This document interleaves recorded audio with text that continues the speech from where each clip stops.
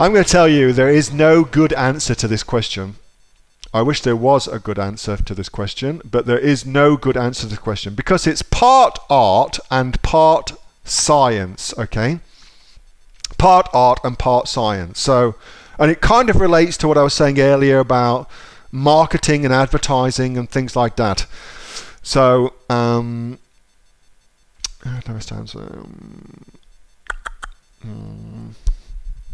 if the product, let's try answering this way. If the product you're attempting to sell as, I'll try one more time.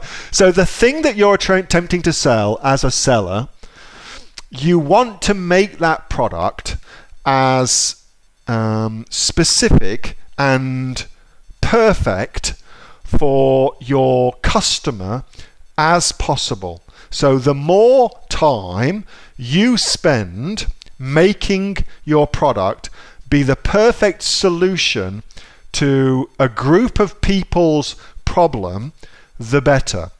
And on Amazon and in business in general, the more people who've got that same problem, then the more money you can make because you've got a greater audience of people to sell your product to. So there's that.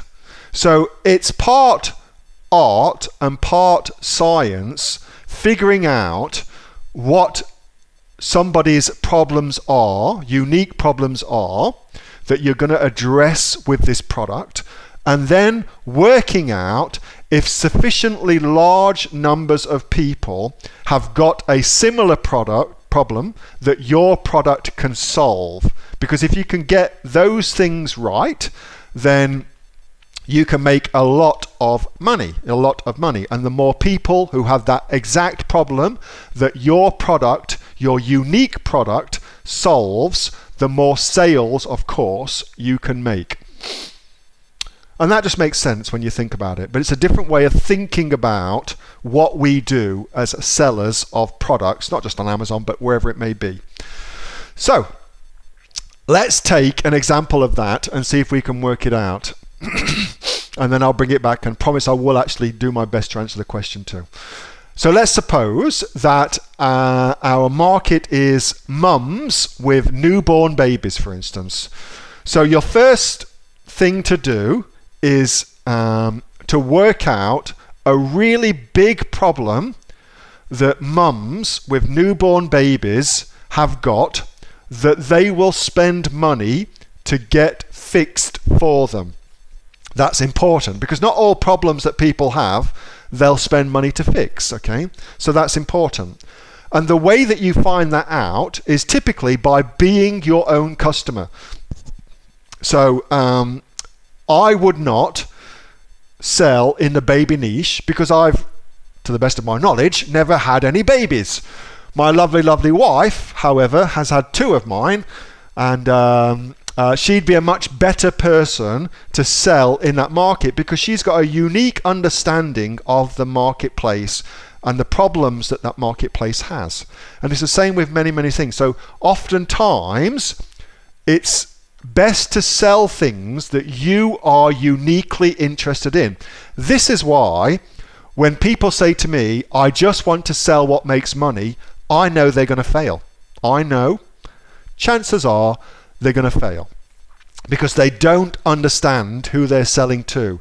And now, more than ever, you need to understand who you're selling to. So if you're just selling stuff that you think is going to make money, that's going to be a difficult sell because there's a lot of other people who are trying to do the same thing, okay?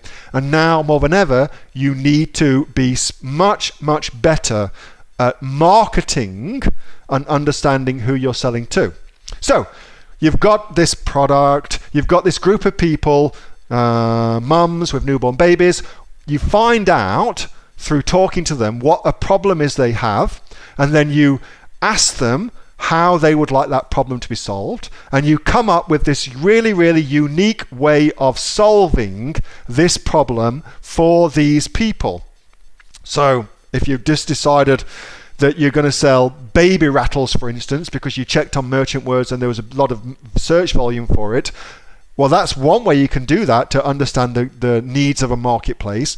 But if you were a mum yourself and you knew baby rattles are important and teething rattles are important, but you also realized as well that there was something about teething rattles which was very, very important for mums to have, that would instantly give you, if you include it in your product, a unique advantage. So, where the hell am I going with this? The bottom line, I think, is this. When you're assessing competition for a product and you're trying to work out if there's room for another product, the more you can understand who that product is targeting and whether or not that product has perfectly solved the problem that that marketplace has got, that will tell you whether or not there's room for you to go into it too. So we all have to brush our teeth every single day. We all brush our teeth, but there's more than one different kind of toothpaste on the market. There's fluoride-free toothpaste for people that don't want fluoride. There's whitening toothpaste for people that want whiter teeth. There's all different kinds that you can buy. Natural toothpaste for people who just want a natural product. Blah de blah de blah de blah de blah.